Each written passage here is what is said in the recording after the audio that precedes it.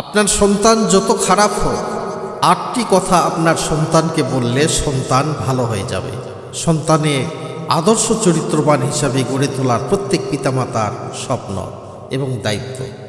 এমন কিছু গুরুত্বপূর্ণ কথা রয়েছে যা সন্তানকে বললে তারা ভালো মানুষ হিসাবে গড়ে উঠবে ইনশাআল্লাহ। সে কথাগুলি আমি আপনাদের সামনে বলবো। তার মধ্যে প্রথম কথা হচ্ছে আল্লাহর একত্ববাদ ও তার সাথে কাউকে শরীক না করা। সন্তানের কচি মনে সর্বপ্রথম আল্লাহর পরিচয় এবং একত্ববাদের শিক্ষা গেঁথে দেওয়ার আবশ্যক। শিরক সবচেয়ে বড় জুলুম, এই কথাটি তাকে শেখানো উচিত। আল্লাহ রাব্বুল আলামিন কোরআনে কারীমের মধ্যে বলেন, ওয়াইয ক্বালা লুকমানু লিইবনিহি ওয়া হুয়া ইয়াইযুহু ইয়া বুনাইয়া লা তুশরিক বিল্লাহ ইন্নাশ শিরকা লাযুলমুন আযীম। স্মরণ করো যখন লোকমান তার পুত্রকে উপদেশ দিতে গিয়ে বলেছিল, হে বৎস, আল্লাহর সাথে শিরক করো না, নিশ্চয় শিরক হচ্ছে চরম জুলুম। দ্বিতীয় নাম্বার, সালাত প্রতিষ্ঠা করা, অর্থাৎ নামাজ প্রতিষ্ঠা করা। আল্লাহর আনুগত্যের অন্যতম প্রধান নিদর্শন হলো সালাত। সন্তানকে শিশুকাল থেকেই সালাত কায়েম করার তাগিদ দেওয়া এবং এর জন্য দোয়া করা উচিত। কোরআনে কারিমে আল্লাহ বলেন, হে আমার প্রতিপালক, আমাকে নামাজ প্রতিষ্ঠাকারী বানান এবং আমার বংশধরের মধ্য থেকেও নামাজ প্রতিষ্ঠাকারী বানান। হে আমার প্রতিপালক, আমার দোয়া কবুল করো। 3 নম্বর হচ্ছে সর্বদা সত্য কথা বলা।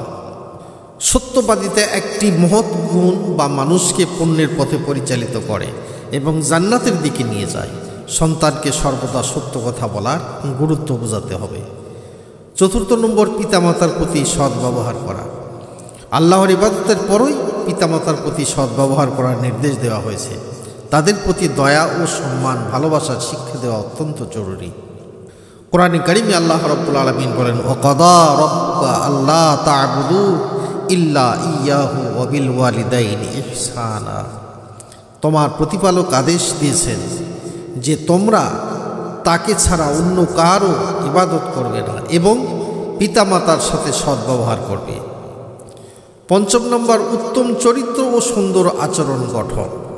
উত্তম চরিত্র মুমিনের অন্যতম শ্রেষ্ঠ সম্পদ। কিয়ামতের দিন মিজানের পাল্লায় এটি সবচেয়ে ভারী আমল হবে। হাদিস শরীফে রাসূল সাল্লাল্লাহু আলাইহি ওয়াসাল্লাম বলছেন, মা মিন শাইইন আসকালু ফি মিজানিল মুমিনি ইয়াউমাল কিয়ামাতি মিন হুসনিল খুলুক। কিয়ামতের দিন মুমিনের আমলনামায় সুন্দর আচরণের চেয়ে অধিক ভারী আমল আর কিছু হবে না। এই হাদিসটি তিরমিজি শরীফে লেখা আছে। 6 নম্বর হচ্ছে জ্ঞান অর্জন করা। ইসলামে জ্ঞান অর্জনকে ফরজ বা আবশ্যক করা হয়েছে। সন্তানকে উপকারী জ্ঞান অর্জনে উৎসাহিত করা উচিত, যা তাকে দুনিয়া ও আখিরাতের সফলতা এনে দিবে। হাদিস শরীফে আল্লাহ রাসূল বলেছেন, তলাবুল ইলম ফারিদাতুন আলা কুল্লি মুসলিম। জ্ঞান অর্জন করা প্রত্যেক মুসলমানের উপর ফরজ। এই হাদিসটি সুনান ইবনে মাজাহ তে লেখা আছে। 7 নম্বর, সৃষ্টির প্রতি দয়া ও অনুভূতির প্রদর্শন। সকল সৃষ্টির প্রতি দয়া ও ভালোবাসা প্রদর্শন আল্লাহর রহমত লাভের একটি বড় উপায়। এই শিক্ষা শিশুদের কোমল হৃদয়ে পতিত করা উচিত। প্রত্যেক পিতামাতাকে এ বিষয়ে শিক্ষা দেওয়া সন্তানদের, ছেলে মেয়েদেরকে উচিত। আর রাহিমুনা ইয়ারহামুহুর রহমান আরহামু মান ফিল আরদি ইয়ারহামকুম মান ফিস সামা। দয়াশীলদের প্রতি পরম দয়াময় আল্লাহ তাআলা দয়া করেন। তোমরা পৃথিবীবাসীর প্রতি দয়া করো, তাহলে যিনি আসমানে আছেন তিনি তোমাদের প্রতি দয়া করবেন। হাদিসটি সুনানে তিরমিজি ও আবু দাউদ শরীফে। 8 নম্বর, কৃতজ্ঞতা প্রকাশ করা। আল্লাহর নিয়ামতের জন্য এবং মানুষের উপকারের জন্য কৃতজ্ঞতা প্রকাশ করা একটি মহৎ গুণ।